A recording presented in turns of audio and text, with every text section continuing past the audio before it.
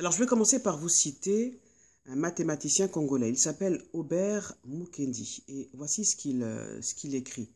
Dans les années 60-70, tout le monde croyait que penser le moindre mal, penser, rien que des pensées, penser le moindre mal de Mobutu, dire le moindre mot qui ne soit pas à la gloire de Mobutu, entraînait la mort immédiate. On vient vraiment de loin. Mais un homme a cassé le mythe, justement. Cet homme, c'est Tshisekedi, puisque en public et devant 100 000 personnes, il a critiqué Mobutu et son système. Et ces 100 000 personnes, non seulement ont applaudi Tshisekedi, et elles se sont rendues compte, en fait, que Tshisekedi n'est pas mort. Il n'était pas mort pour avoir critiqué un homme et son système.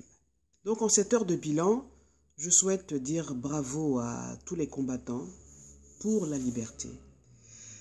La liberté de vivre en bonne santé, la liberté de vivre dignement de son travail, la liberté de scolariser ses enfants, la liberté d'avoir ses propres opinions, la liberté de construire son pays, la liberté de circuler, la liberté d'être soi-même et la liberté d'entreprendre. Pour moi, c'est très important de pouvoir créer sa vie, de pouvoir entreprendre. Pour moi, celui qui incarne cette année 2016 l'esprit d'entreprendre, l'Afrique de demain, l'Afrique de toutes les possibilités, l'Afrique vraiment riche, l'Afrique qui fait rêver le monde, l'Afrique qui fait rêver les Africains, c'est l'homme d'affaires Tony Elumelu. Voilà, Tony Elumelu. Peut-être que vous le connaissez, peut-être que vous ne le connaissez pas. En tout cas, allez sur Internet, vous en saurez davantage sur lui. Qu'est-ce qui est formidable chez cet homme? C'est qu'il s'est fixé pour objectif de former 10 000 entrepreneurs africains, donc des jeunes essentiellement, sur 10 ans, afin de créer 1 million d'emplois, 1 million d'emplois, et que cette richesse permette justement d'injecter, cet acte en fait, permette d'injecter 10 milliards de dollars de revenus à l'économie africaine.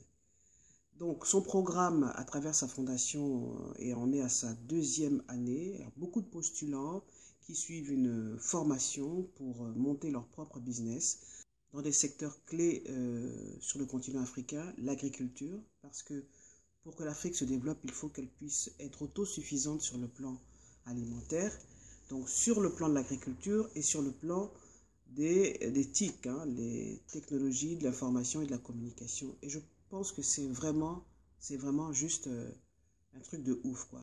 Vous me direz, ben, il a beaucoup d'argent, donc il a les moyens de le faire. Oui, c'est sûr, mais nous avons, chacun à notre niveau, le pouvoir de changer les choses. Et moi, ce que je vous recommande, ce que je vous demande en 2017, de faire partie de ce qu'on appelle le cercle d'influence. C'est quoi le cercle d'influence? Alors, on va commencer par le cercle des préoccupations. Il y a actuellement une guerre qui dure depuis 5 ans en Syrie.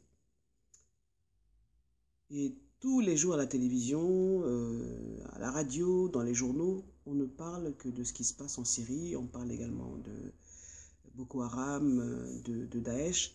Alors c'est des choses qui effectivement nous font très mal parce que il y a des innocents qui sont tués et puis c'est des méchants. C'est des méchants qui sont les vainqueurs et on ne peut que dire Amen. On ne peut que demander à Dieu de venir en aide à ces personnes et on se sent impuissant, on se sent vraiment impuissant. Donc ça, c'est le cercle des préoccupations. On ne peut rien faire contre ça, à moins d'envoyer de l'argent à des organisations comme Médecins sans frontières ou d'autres associations qui sont là-bas sur le terrain.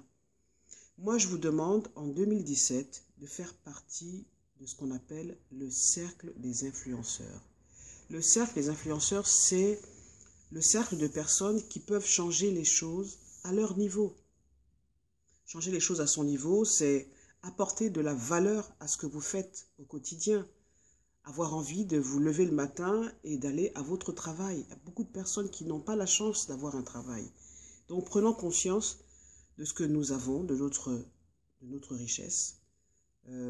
Voilà, levez-vous le matin de bonne humeur. Je vais au travail pour contribuer justement au développement de mon pays, de mon entreprise, de mon ministère.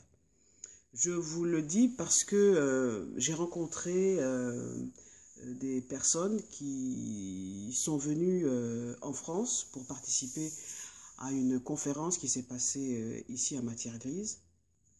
Elles sont arrivées, écoutez-moi bien, elles sont arrivées sur le sol français. On les attendait pour une conférence. Elles ne sont jamais venues à la conférence parce que ces personnes sont allées faire des courses. Bon, ça pouvait attendre les courses. Je sais bien que quand on vient à Paris, c'est pour faire des courses. Mais quand on est envoyé en mission pour assister à une conférence, bien, il faut assister à une conférence. Je vous dirais que je nous souhaite, à nous, Africains, en 2017, une année de prospérité, une année de renaissance pour l'Afrique. Donc, bonne fête.